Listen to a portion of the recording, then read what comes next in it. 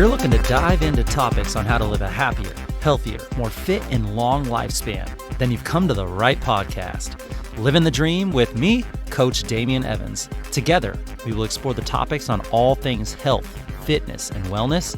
Together, we will be lifelong learners on this journey to living the ultimate dream. What up, Dream Team? Coach D here, coming at you with another growth MINIsode. This will be a bite-sized episode with the goal of setting a growth-minded intention and focus for the upcoming week. Each MINIsode is going to offer a quote that encapsulates the theme of the week.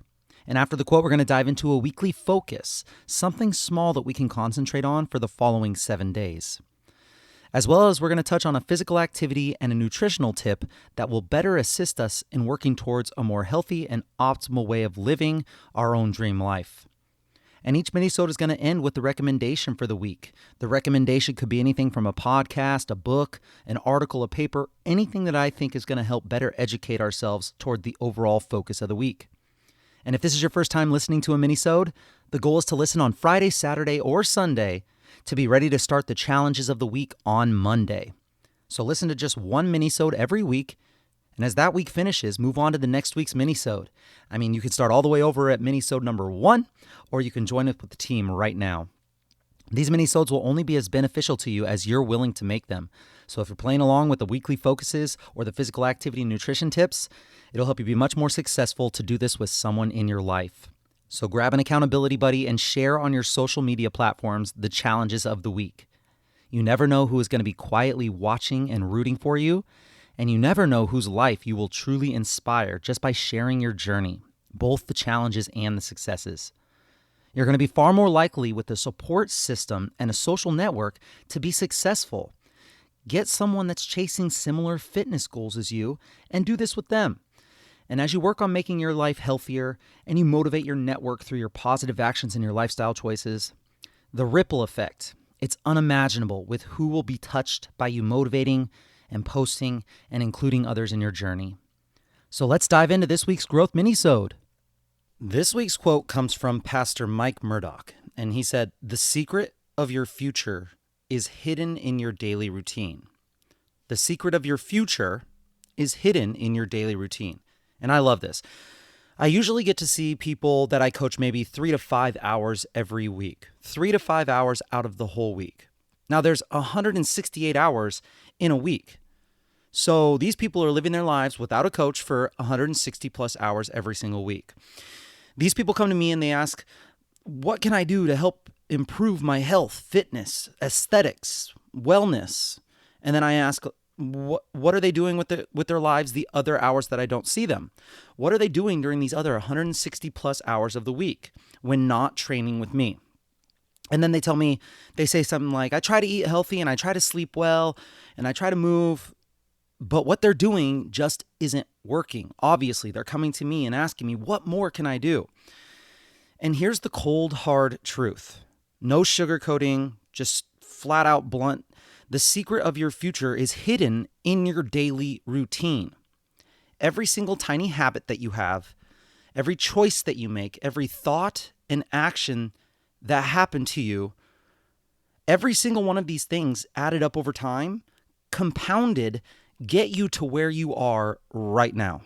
Small things that may seem insignificant, like being tired after work and then deciding after work, instead of dedicating some time for personal growth by either reading a book or listening to a podcast or working out or studying for something that you'd like to learn, instead of dedicating some time for personal growth, we decide that we're too tired today, and we're just going to sit down and decompress and watch a few hours of Netflix and maybe just have a glass of wine that maybe turns into 2 or 3 glasses of wine because we worked hard today and we earned it. And that's not to say that this is bad or this is wrong or this is lazy or any of that. I've done this before. It's simply just the decision that we have made for ourselves. But over time, all of these decisions are adding up. The decision adds up to get us to where we are right now. Some people ask me, I heard from an expert that I have to get up early and I have to go to bed early and I have to work out at 5 a.m. and I have to do these 10 things on my to-do list and I have to get them all done by 9 a.m. Well, in my opinion, that's wrong. Some people do have success that way, but then some people sleep in. Some people stay up late. Some very, very successful people do not follow that plan. You can attain your goals without having to wake up at 5 a.m. However, what are you doing during your waking hours when you are awake? You have the same 24 hours in the day as the most successful person in the world. Think about that. You have the same 24 hours in a day as the most busy, high-performing people in this world. It's what you do with those waking hours that matters.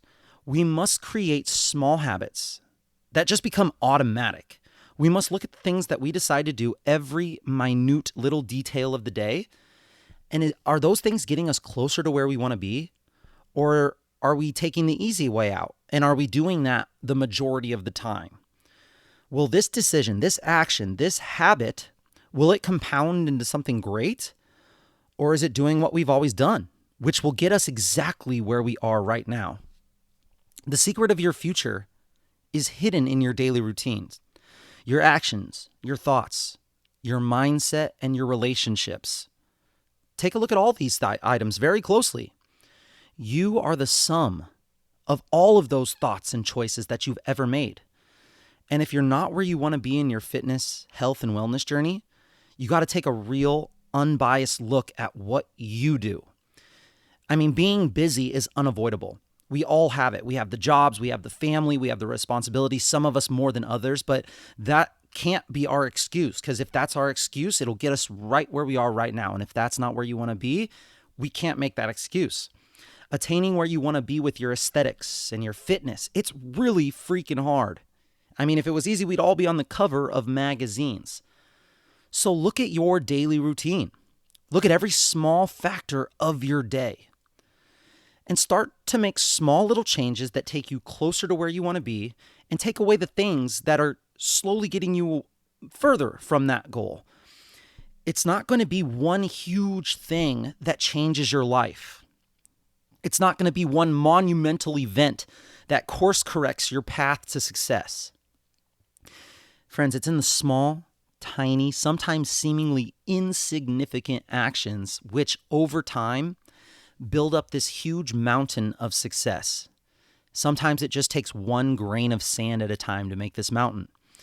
It takes a realistic vision of how long it's going to take to build this mountain. Most people worry about how long it's going to take. They worry, oh my gosh, that seems like it's going to take forever. Why would I even do this? Well, winners don't worry about how long it's going to take. Winners just keep going until it gets done. And it's going to take a positive mindset that most of us lose when our motivation fades and when our happiness level starts to fall. So this week, to help us a little bit when our mindset starts to struggle, when it comes to our daily routines and when we start to lose that motivation, that happiness, our weekly focus is going to be to access the power and connection between smell and memory. So this week, when we start to struggle, when the times start to come where we start to struggle, when those small positive daily routine habits seem like they're just getting us nowhere, and when it feels like it's just so much less hassle to take the easy route and just fall into our normal daily grind of waking up, going to work, coming home, decompressing, and doing it all over again. It's inevitable that your motivation's going to fade. Your happiness, your drive, it's going to diminish. So in those times during the week that your joy and success and motivation are at an all-time high and you feel on top of the world, when those times come, how can we take a way of bottling that feeling, bottling up that feeling and using it when we need to summon it back to our lives the most? This week, we're going to attempt to do that with the power of smell and memory and the connection that they have. Can you think of a time where you randomly caught a smell of something and you hadn't smelled it in years, and somehow that scent immediately takes you back to a time in your past that you hadn't even remembered or rarely thought about this moment? Well, you just experienced what is known as odor-evoked autobiographical memory. Odor-evoked autobiographical memory. But simply put, that smell, it just made you remember something from your past, and it happened because of the way that smell and memories are hardwired into your brain. Now, lots of different cues like sights and sounds, or even someone describing something or telling a story unrelated to your story, they can trigger memories in you. But memories linked to smells are often stronger and more vivid. Do we know why? Well, studies have shown that they tend to be memories that are even early in your life and before you were 10 years old. Weird, right? Because most adults usually experience what's called a reminiscence bump, where they don't remember much from their adolescence. But smells are really good at bringing those memories back. Cookies of when your grandma used to cook, when you used to go play out in the field with your friends, and that smell of just of grass and flowers. These memories tend to be perceptual rather than conceptual. So you're going to remember a particular sensation rather than a bunch of facts about what happened. Researchers have come up with some of these theories as to why memories triggered by smells are so odd. There's a big difference between how your body handles sights, sound, taste, and touch. And the way it processes smells, those other senses are routed through the thalamus, the part of the brain that sends them off into the appropriate processing centers. But smells actually bypass all of those processes.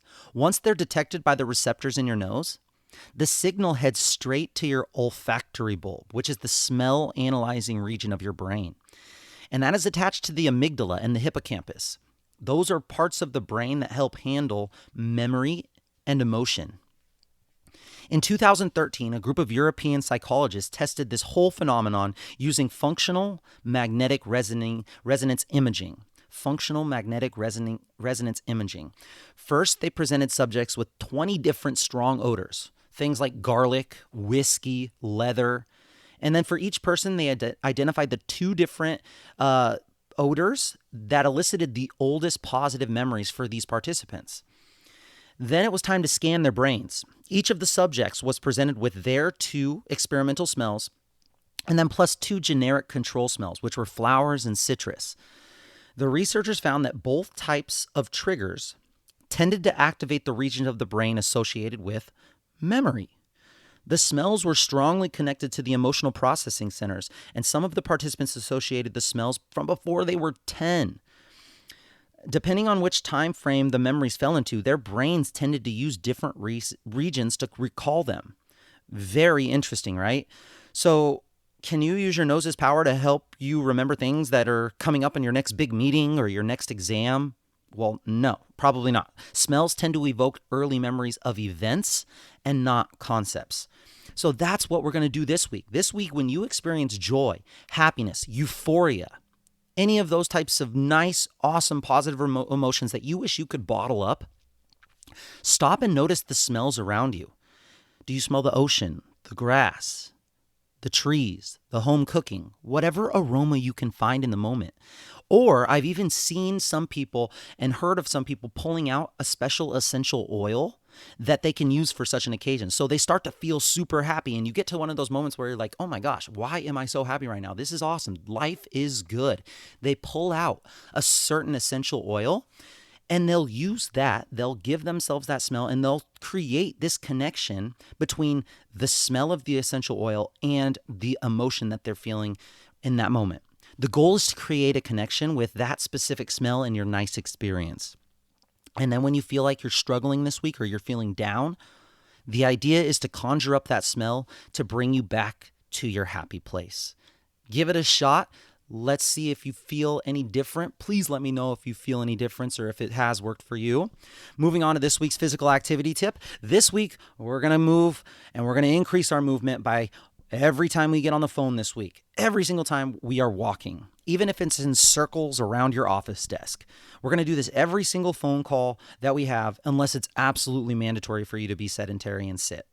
You can get about 1,000 more steps toward your daily step total just by walking for 10 minutes. If you walk for 10 minutes at 3.5 to 4.5 miles per hour, which is kind of like a nice brisk walk, it's nothing too crazy. You're not going to sweat most likely. It's like, I'm kind of in a hurry to be somewhere. I'm going to go into a nice brisk walk. 1,000 more steps in 10 minutes. It's so important to have an awareness of how much you actually move each day. you are going to be shocked most likely at how little the average person or yourself moves on a daily basis if you do not actually track what you're doing right now. So my challenge to everyone is obviously to hit 12,000 steps or more a day, which is so tough. Super lofty goal when some of us are only getting around 2,000 to 3,000 steps a day. So it's the long-term goal. Your first goal is to figure out how much you move.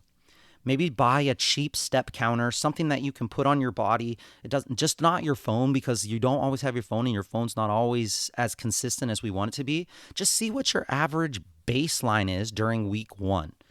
And then increase your average steps by 500 each week. 500. You could do that in a 5-minute walk. Walking during your phone calls is a huge hack to help you get there. Once you get to 12,000 steps on average, you've hit the pinnacle, well, at least the pinnacle of American movement. I'm not saying that you shouldn't ever go any higher, but once you get to 12,000, you'll notice a lot of things changing in your life for overall health, even immune function response, your energy, and your positive attitudes. Movement is life. You must prioritize and you must challenge yourself to deny all of those easy access options that our advanced technology and lifestyles offer. Next up is this week's nutrition tip. Keep the size of your stomach in mind. Slow down and listen to your stomach and not your brain. Your stomach is about the size of your 2 fists combined. If you take your fist out in front of you and then connect your fists together, that's about the size of your stomach, with a large stretch potential, of course. So visualize the food that you're about to consume. Will it fit into that size of an object? Have an awareness and control your portion sizes, and realize that it takes about 15 to 20 minutes after you eat for your stomach to tell your brain that you're full. So if you can visualize, maybe you can help yourself just a little bit, take away some of that 15 to 20 minute time frame. Just eat until you're about 80% full and see if that feeling matches the size of what you predict that your stomach is going to be. Moving on, and lastly, our recommendation for the week is to listen to an episode of the Ben Greenfield Fitness Podcast. Get ready to put your science hat on, friends.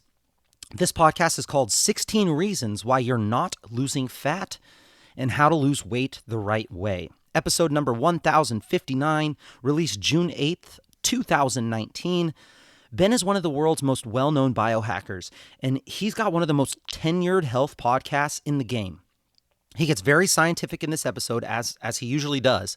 So you may want to listen to this while taking notes, and probably you'll have to listen to it a couple of times. Either way, he's got such great information in this episode. I highly recommend you checking it out. The Ben Greenfield Fitness Podcast, 16 Reasons Why You're Not Losing Fat and How to Lose Weight the Right Way. I'll make sure that I include the link to this episode in the show notes of this mini-sode. And that's it, my friends, for this week's Growth Mini-sode. Each week, we're going to focus on something new and dial in a different aspect of physical activity and nutrition. Share with your friends and family and hold each other accountable. Post on your social media stories when you access the power of smell to help bring you back to your happy place, or when you walk and talk during those phone calls. Post a video of you controlling your portion sizes and having an awareness of your food intake. And make sure that you tag me and share your journey. Let me know if you have any suggestions or tips that will help our Livin the Dream team that I can discuss on future episodes. I'm going to be here right with you, working on making us stronger, happier, and healthier humans. Until next time, friends, keep living the dream.